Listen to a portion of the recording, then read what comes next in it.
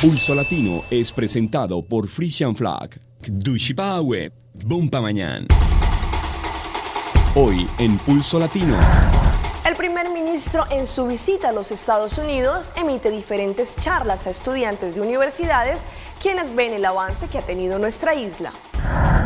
Atención que en Colombia se abrió el debate sobre la legalización de la marihuana. Varios restaurantes de Aruba fueron cerrados después de la inspección del Departamento de Salubridad Pública en Santa Cruz. Un padre descuidado deja a un menor de 7 meses de nacido dentro de un auto durante 3 horas y a consecuencia el menor falleció. Esto es Pulso Latino con Alejandra Forero. Bienvenidos a una emisión más de Pulso Latino. Agradecemos por su sintonía. Iniciamos nuestra emisión con los últimos desarrollos de la visita del primer ministro Mike Eyman a los Estados Unidos, en donde en una de estas reuniones emitió una charla frente a los estudiantes de universidades de Nueva York, quienes quedaron atentos sobre los desarrollos que ha tenido nuestra isla en los últimos años. Una de las facultades de la Universidad de Nueva York frecuentemente invita a personalidades conocidas en la política para dar lectura a los estudiantes. En esta oportunidad invitaron al primer ministro de Aruba para dar una charla sobre los últimos desarrollos que ha tenido nuestra isla frente a un grupo de estudiantes quienes atentos escucharon la lectura del mandatario Mike Eyman. Me pareció una lectura bastante interesante. Creo que Aruba es una isla que ha enfrentado el reto de diversificar su economía y lo ha hecho de manera muy exitosa. Creo que son uno de los pioneros ahorita en cuanto a energías renovables y están desarrollando la tecnología de manera muy importante, y lo cual me parece muy interesante porque además están probando muchos nuevos sistemas que otros países como México, incluso de donde soy yo, podríamos aprender y empezar a implementar. En presencia de un grupo de estudiantes de esta facultad, el primer ministro fue presentado como un servidor del pueblo que pone toda su atención en la pasión por la acción que tenga en relación con el servicio al pueblo. Durante su presentación, el primer ministro Mike Eyman explicó todo lo que se ha hecho, por qué se ha hecho y el camino que Aruba está andando, ahora bajo una sola visión de lograr ser el primer país en el mundo 100% sostenible. Me parece que está tomando un liderazgo muy importante, sobre todo siendo de una isla tan pequeña, y creo que se está convirtiendo en uno de los líderes en este tema y se está asociando con personajes muy importantes como Sir Richard Branson y su compañía. Entonces creo que están haciendo trabajos muy interesantes. El grupo de estudiantes ve como positiva la iniciativa de que los jóvenes tengan un espacio vital en la visión del gobierno. Vi interesante en su presentación el hecho de que se enfoca mucho en su gente y en sus jóvenes. Él lo dijo muy bien citando una quote que dijo el presidente Kennedy de cómo es importante que el GDP no solo sea crecimiento económico, sino crecimiento de la gente y el crecimiento de las personas dentro de la isla y de cada país, ¿no? Entonces creo que él lo está reflejando bien, enfocándose en el crecimiento de la juventud, en el desarrollo de sus jóvenes, en hacer que salgan de Aruba, aprendan más cosas y regresen a la isla a implementar estos conocimientos. Según lo que indicó el estudiante Villarreal, Aruba como isla pequeña ha tenido reconocimiento por lo que se ha hecho a nivel de sostenibilidad. Sin duda creo que es un ejemplo para el resto del Caribe en cómo están desarrollando y aplicando los recursos que tiene una isla tan pequeña para realmente hacer proyectos tan interesantes que se pueden explotar a nivel mundial. Y también creo que el mundo debe aprender de cómo una isla tan pequeña está siendo tan ambiciosa en tratar de lograr objetivos a tan a corto plazo en temas tan interesantes como es la energía renovable, que es uno de los grandes retos. Atención que el presidente de Colombia, Juan Manuel Santos, confirmó que el presidente de Venezuela, Nicolás Maduro, se reunirá con los sectores de la oposición en su país. Esta fue su alocución. Se avanzó mucho para iniciar un diálogo entre la oposición y el gobierno. La oposición tenía una serie de condiciones para que ese diálogo se diera. Aparentemente el gobierno anoche aceptó esas condiciones para iniciar el diálogo y se creó un grupo de 3 países, 3 cancilleres que van a dar los últimos retoques para que ese diálogo se dé. La secretaria general de Bogotá, Colombia, Susana Muhammad, le pidió al gobierno nacional que despenalice el uso de la marihuana, no solo con fines medicinales, sino también recreativos. El debate surgió luego de que expertos internacionales visitaran los CAMAT, que son los centros de atención a personas adictas, que operan en la capital colombiana. Despenalizar el consumo de marihuana Esa fue la solicitud que elevó al gobierno del presidente Juan Manuel Santos al Congreso de la República la secretaria general de la Alcaldía de Bogotá, Susana Muhammad. Cada persona debe tener la potestad de manejar este uso de las drogas, pero lo que necesitamos es la educación del usuario de cómo utilizarlas y de cómo mitigar el potencial daño. Y por eso creemos que se debe despenalizar para poder regular y generar realmente un marco de uso que sea mucho menos dañino para la gente. La funcionaria señaló que también se debe cambiar la forma de ver por parte de la sociedad a los adictos a las drogas. Si queremos seriamente en Colombia avanzar en este tema de manera integral, es descriminalizar, o sea, no volver en criminales a las personas que tienen uso de drogas. El alcalde encargado, Rafael Pardo, opinó sobre el tema. Que es abrir el tema de un tratamiento distinto sobre distintas drogas. Pero no puede ser uniforme y no puede ser, digamos, unilateral de un gobierno. Expertos internacionales visitaron los CAMAT y aseguraron que ese modelo es un buen camino para ayudar a los drogodependientes. Además, señalaron que legalizando el uso del cannabis disminuye el mercado ilegal. El Departamento de Salubridad Pública junto a otros departamentos continúan con las labores de inspección a los restaurantes y establecimientos públicos alrededor de la isla. En el área de Santa Cruz, 4 lugares fueron cerrados por no cumplir con todos los requisitos. En el área de Santa Cruz, Paradera y Joiber, el Departamento de Salubridad Pública, junto al Departamento de la Policía de este distrito, bomberos y DTI, realizaron una visita relámpago a 7 restaurantes y lugares de servicio público, de los cuales uno de estos estaba cerrado, por lo que a 6 restaurantes se les hizo una completa inspección. El resultado fue que 4 de estos fueron cerrados. Estos son Bambú, Pekín, Mikey's y ex Great Rich.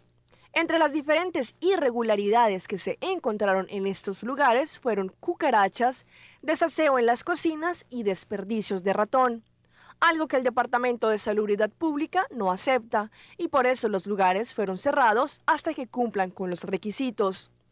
En conversaciones con la jefe suplente del Departamento de Salubridad Pública, Yvette Herman, indicó que uno de los requisitos que ellos exigen es la limpieza en general de las cocinas. Esto encierra la forma como está preparada la comida, la presentación del personal, requisitos como el mantenimiento de sus manos y uñas que estén apropiadas para atender en el restaurante, que sus uniformes estén limpios, etc.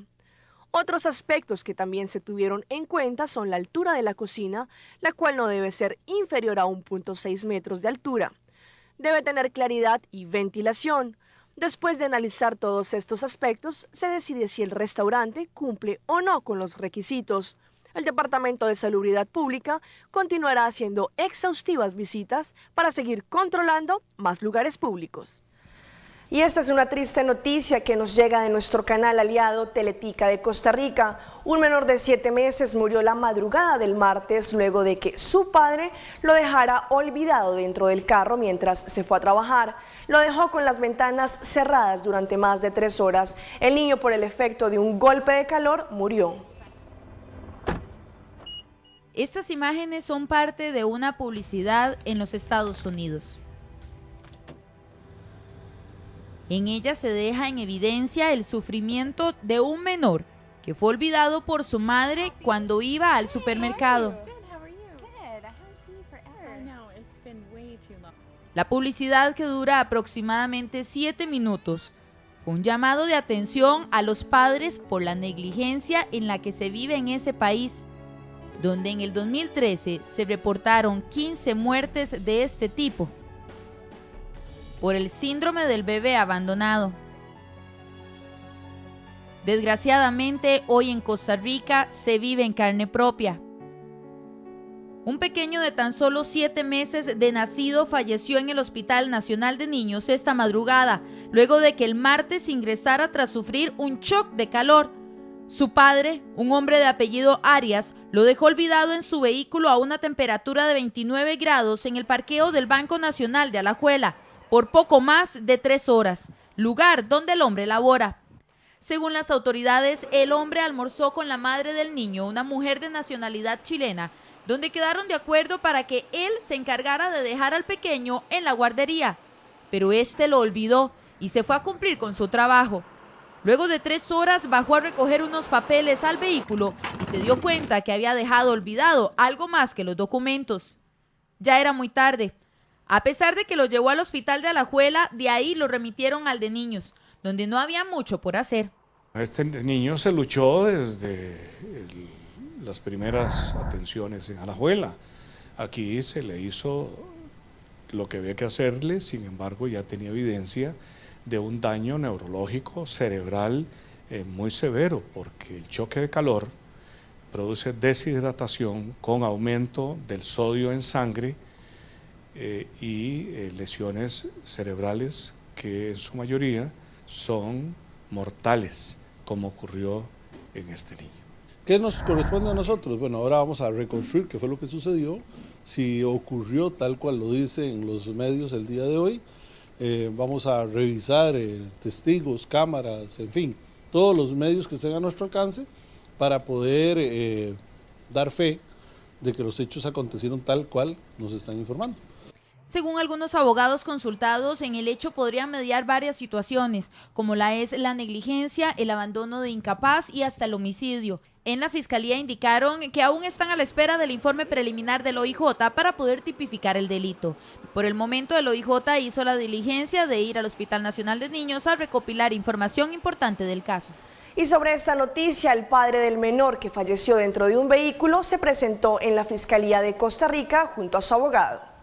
Mientras la policía judicial planeaba ir a buscarlo a su casa, el padre del menor, que murió tras quedar olvidado dentro de un vehículo, se presentó por su propia voluntad y junto a su abogado a la Fiscalía de Alajuela esta tarde, con el único fin de dar la cara ante las autoridades por la investigación que se lleva por la muerte de su pequeño.